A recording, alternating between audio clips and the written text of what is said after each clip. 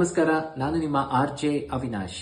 ಪದ್ಮಗಂತಿ ಒಂದು ಅದ್ಭುತವಾದ ಚಲನಚಿತ್ರ ಕನ್ನಡ ಚಿತ್ರರಂಗದಲ್ಲಿ ಬರ್ತಾ ಇದೆ. 12ನೇ ತಾರೀಕು ರಿಲೀಸ್ ಆಗ್ತಿದೆ ಇದೇ ಡಿಸೆಂಬರ್ ತಿಂಗಳು.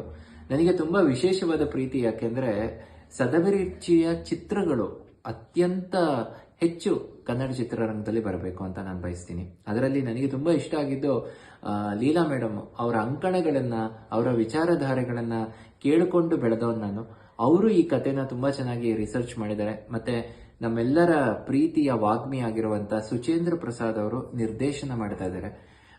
ನನ್ಗೆ ಅವರು ನಿರ್ದೇಶನ ಮಾಡ್ತಾ ಇದ್ದಾರೆ ಅನ್ನೋ ವಿಚಾರ ಕೇಳಿನೇ ಬಹಳ ಸಂತೋಷ ಆಯ್ತು. ಯಾಕೆಂದ್ರೆ ಅವರ ಒಂದು ಕಲ್ಪನೆಯಲ್ಲಿ ಈ ಹೂವು ಅರಳ್ತಾ ಇದೆ. ನೀವು ಈ ಚಿತ್ರದಲ್ಲಿ ಒಂದು ಹೂವಿನ ಬಗ್ಗೆ ಎಷ್ಟು ಚೆನ್ನಾಗಿ ಮೂವಿ ಮಾಡೋಕ್ಕಾಗತ್ತೆ.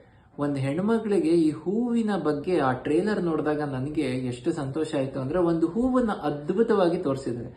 ಖಂಡಿತವಾಗ್ಲೂ ಇಂಥ ಸದಭಿರುಚಿಯ ಚಿತ್ರಗಳು, ವಿಶೇಷವಾಗಿ ವಿಭಿನ್ನವಾಗಿ ಹೆಣೆದಿರುವಂತ ಕತೆ, ಎಲ್ಲದಕ್ಕಿಂತ ನನಗೆ ಸಿನಿಮಾಟೋಗ್ರಫಿ ತುಂಬಾ ಇಷ್ಟ ಆಯಿತು. ಸೊ ಖಂಡಿತವಾಗ್ಲೂ ನಾನಂತೂ ಈ ಚಿತ್ರಕ್ಕೆ ಬೆಂಬಲಿಸ್ತೀನಿ. ನಾವೆಲ್ಲರೂ ಈ ಚಿತ್ರವನ್ನ ನೋಡೋಣ. ಪದ್ಮಗಂತಿ ಟೀಮಿಗೆ ನಿಮ್ಮ RJ ಅವಿನಾಶ್ ಕಡೆಯಿಂದ ಆಲ್ ದಿ ಬೆಸ್ಟ್. ಒಳ್ಳೇದಾಗ್ಲಿ. ನಮಸ್ಕಾರ.